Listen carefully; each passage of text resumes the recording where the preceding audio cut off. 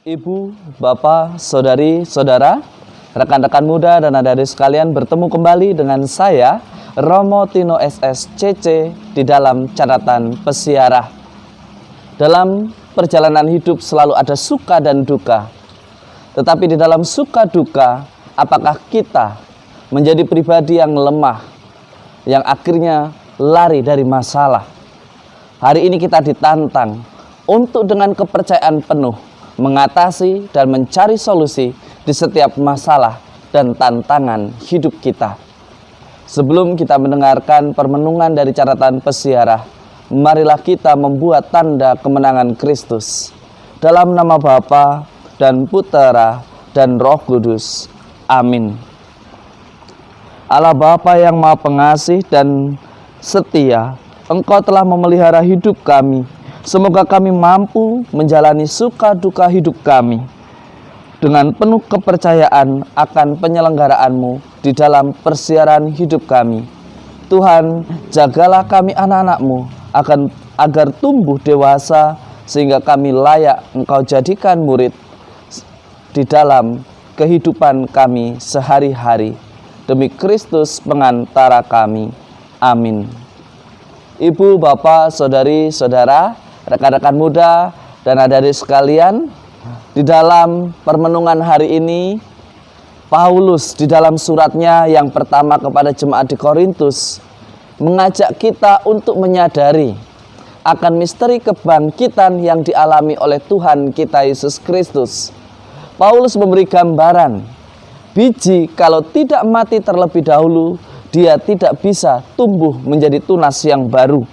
Sebagaimana dikatakan, benih yang ditaburkan tidak akan tumbuh dan hidup jika tidak mati dahulu. Dan yang kutaburkan itu bukanlah rupa tanaman yang akan tumbuh, melainkan biji yang tidak berkulit.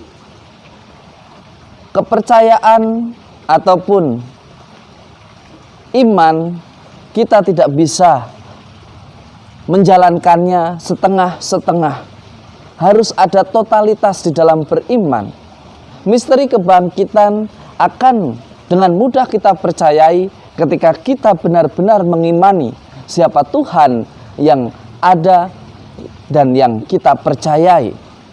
Di dalam iman kita diajak untuk mempercayai bahwa di dalam sengsara, wafat, dan kebangkitan, dosa manusia dihapuskan karena berkat pengorbanan oleh Sang Guru kita, Tuhan Yesus Kristus. Kita selalu diingatkan untuk berjalan di hadapan Allah dalam cahaya kebenaran kehidupan.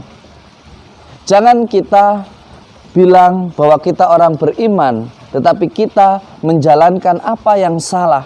Ketika orang beriman jatuh, mestinya ia harus segera mengevaluasi dirinya dan kembali ke jalan yang benar.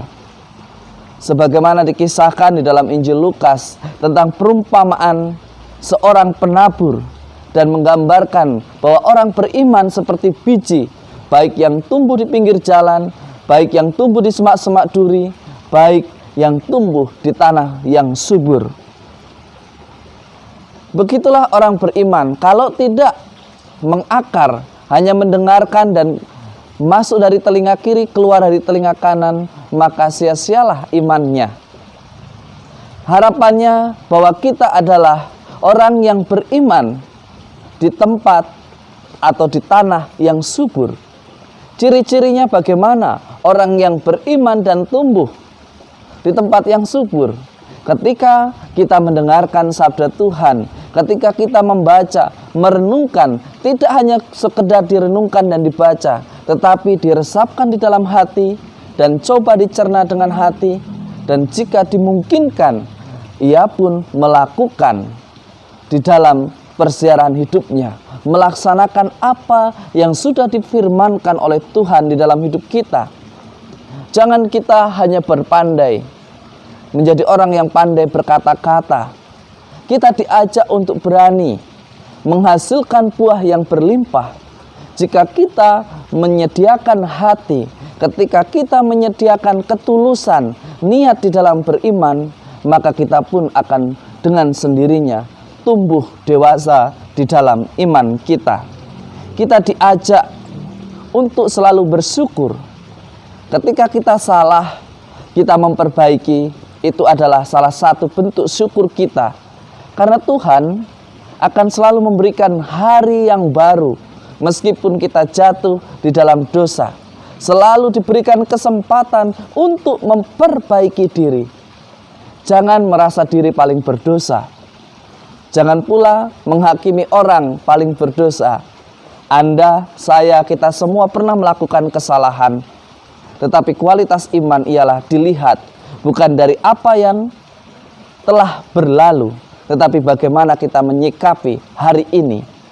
Perubahan apa, perbaikan apa yang kita lalui. Dengan peristiwa sebagai contohnya, pandemi COVID yang tak kunjung berakhir. Karena ketidakkepercayaan kita yang setengah-setengah, tidak totalitas. Memakai masker jika dilihat keamanan.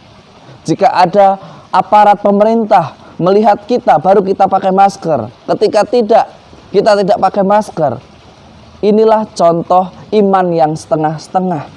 Kalau kita beriman, kita memikirkan bukan hanya keselamatan Anda atau saya atau keluarga kita, tetapi kita semua. Maka kalau kita melakukan di dalam pelayanan, kita mestinya totalitas, jangan setengah-setengah. Mari kita lakukan apa yang menjadi bagian dari kita dengan sepenuh hati dan bukan setengah-setengah. Semoga berkat Tuhan melindungi dan berkati kita semua. Dalam nama Bapa dan Putera dan Roh Kudus. Amin. Ibu, Bapak, Saudari, Saudara, rekan-rekan muda dan adik-adik sekalian, mari kita lihat diri kita. Kita sedang bertumbuh di daerah yang mana? Apakah di pinggir jalan? Ataukah di bebatuan? Ataukah yang dihimpit oleh semak juri? Ataukah di tanah yang subur? Semoga kita semua membiarkan iman itu tumbuh di tanah yang subur dan kita menghasilkan buah yang menyelamatkan. Jadilah berkat dan bukan ancaman bagi sesama kita. Selamat beraktivitas, Tuhan memberkati. Amin.